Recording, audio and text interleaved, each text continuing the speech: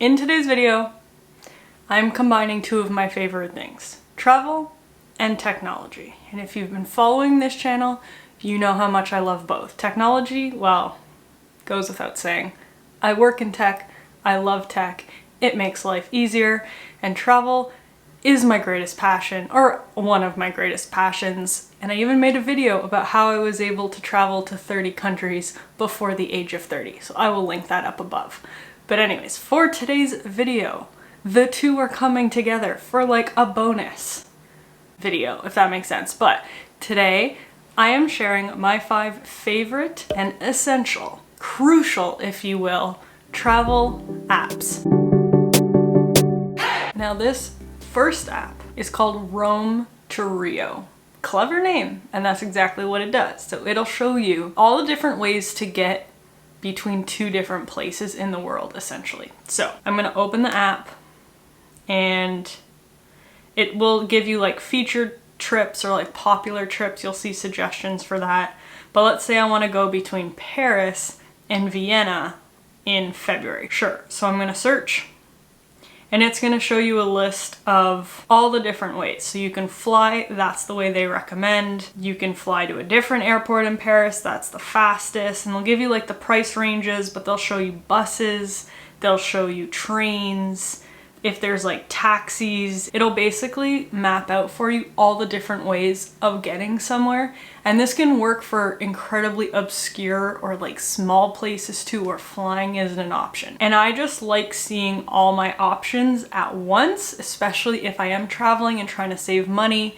Flying might not be the best option. So, and it'll show you then, like, it'll break down, okay, where you need to take the bus or where the bus is going to, what part's the flight. It breaks it down step by step. It'll show you the different trains, like at the bottom. It'll show you the approximate price, the frequency. Like, it just shows you everything to get between 2 places. This next app is one of my favorites, and that is Hotels.com. So this is pretty much how I book almost all my lodging, with a few exceptions. But the reason I use Hotels.com is it is basically a loyalty program for all hotels pretty much in the world. So instead of picking one brand like Marriott, Hilton, whatever, and being loyal to them and sticking to them, that is not the most cost-effective way to travel for me. So if I always want the best deal, the best price at the time I'm traveling, I use Hotels.com. It just shows you all the hotels. There's often deals already on the price, like it's already discounted usually. And every night you stay, you're earning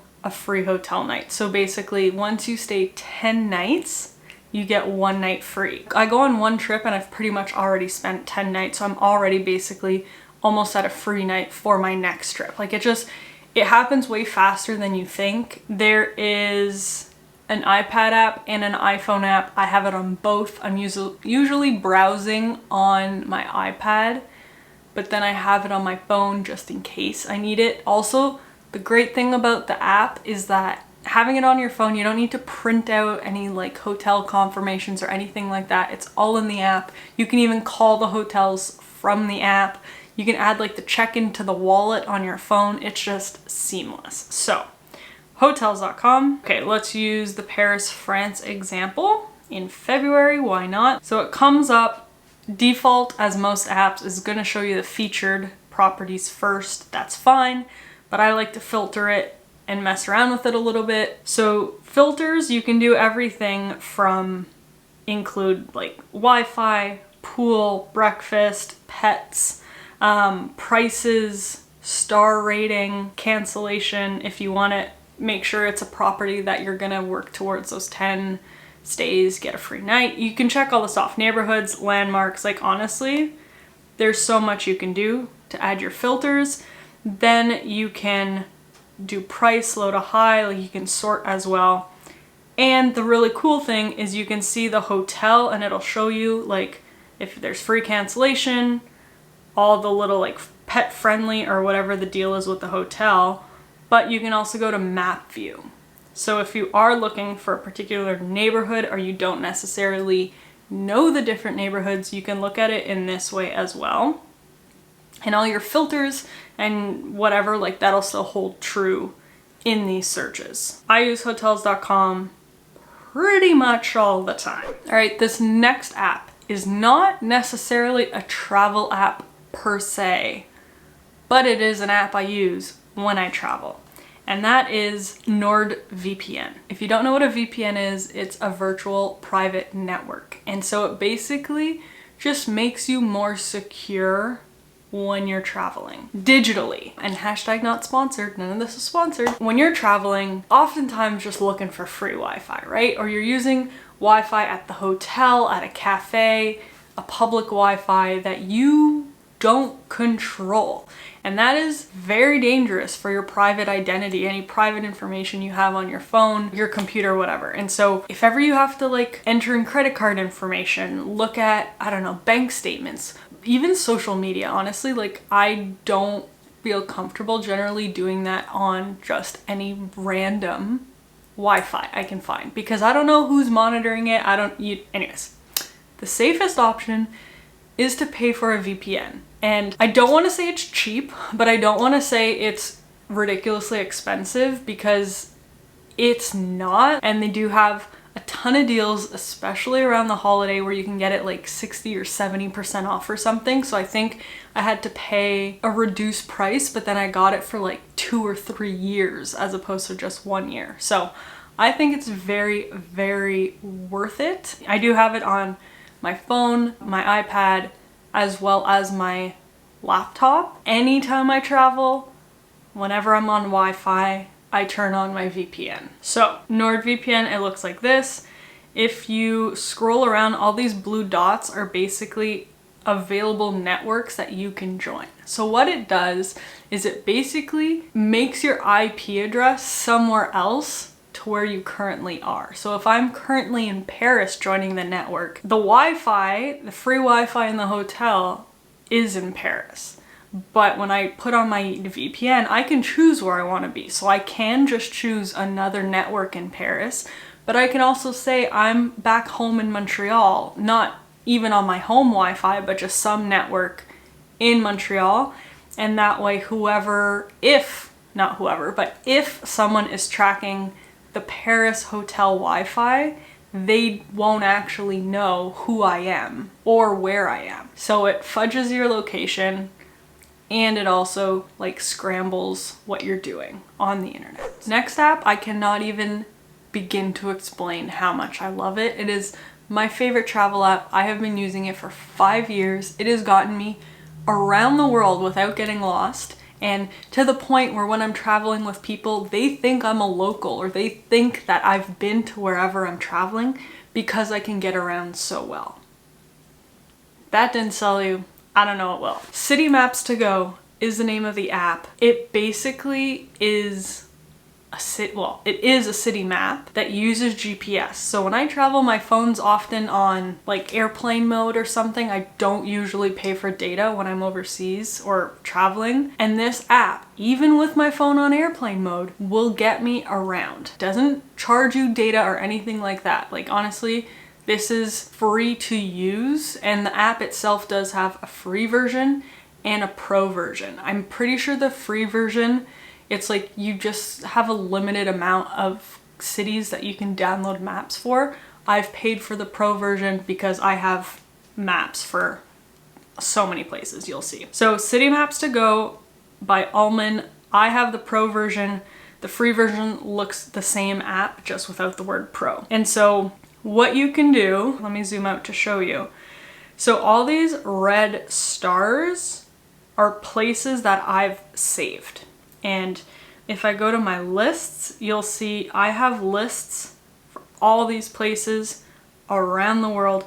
Most I've been to, some I've never even been to. I'm just like preparing for if ever I do go there. So sometimes I'm watching a movie, a TV show, and if they're talking about a really cool restaurant or a really cool hotel or a really cool tourist attraction, I will honestly go into this app, save or like download the map, save the place, so that if ever I go to that city, I already have places to visit or that I want to visit. Like Norway, I've never been to.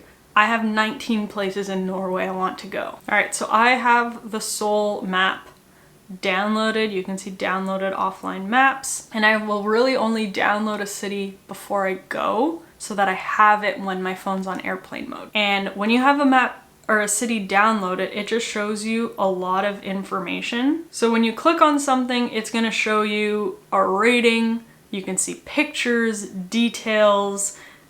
If it's like a big tourist attraction, it's even gonna show you Wikipedia articles or like more information about it. So even if you're on airplane mode, you can still access this walking around the city. So you become like a tourist guide in your pocket, really. And as long as you have the map already downloaded before you go, you can access all of this. It's really, really cool. So that's in terms of like stuff you already have saved.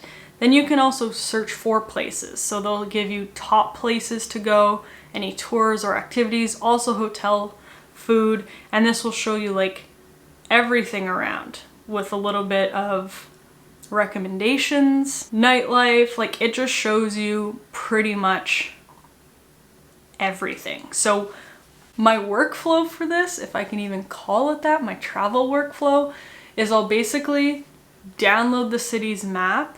I'll go to the top stuff, the top, what is it called? Top places.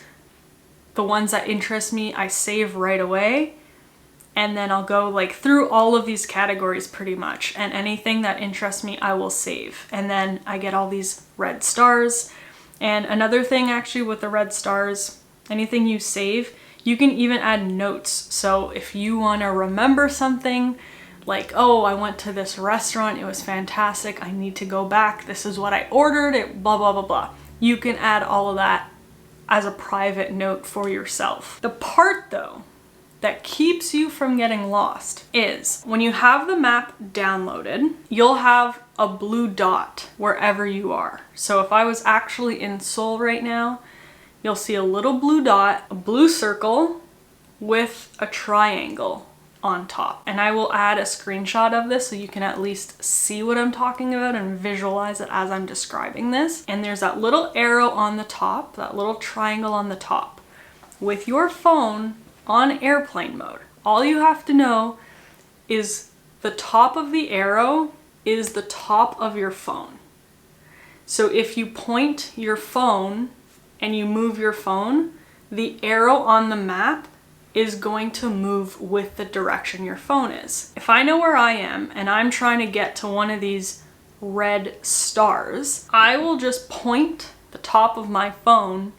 I literally like go in a circle sometimes until the top of my phone, which is the top of the arrow, lines up with the star I'm trying to get to. This app will not give you step-by-step directions on how to get somewhere. It will at least point you in the right direction. The blue dot will always tell me where I am in relation to the red stars or the spots I want to go, and then I just turn my phone until I'm pointed in the right direction and I start walking. I cannot recommend this app enough. Honestly, if I only had one travel app, this would be it. I've recommended it to so many people. Okay, now this last one is not actually an app I use when I'm traveling necessarily. It is called BEEN. So B-E-E-N, like been to, I've been to, and that's literally what it is.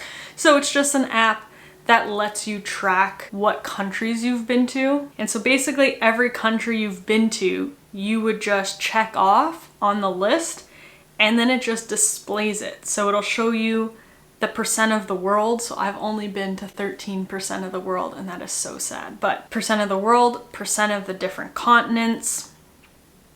It shows you the map. There's honestly not a lot you can do with it beyond this, but it just tracks where you've been. You can see stuff in 3D, like the world in 3D, which is pretty cool to see everywhere you've been. If you are traveling a lot and you're trying to remember what countries you've been to, this is a great way to just have a visual view of that. All right, so those were my 5 travel apps that I use every time I travel.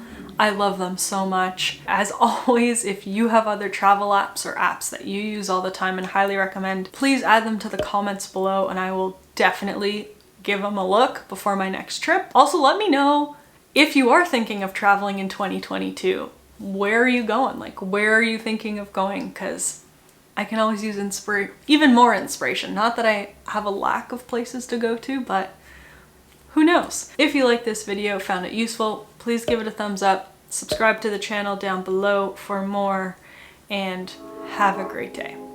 Bye.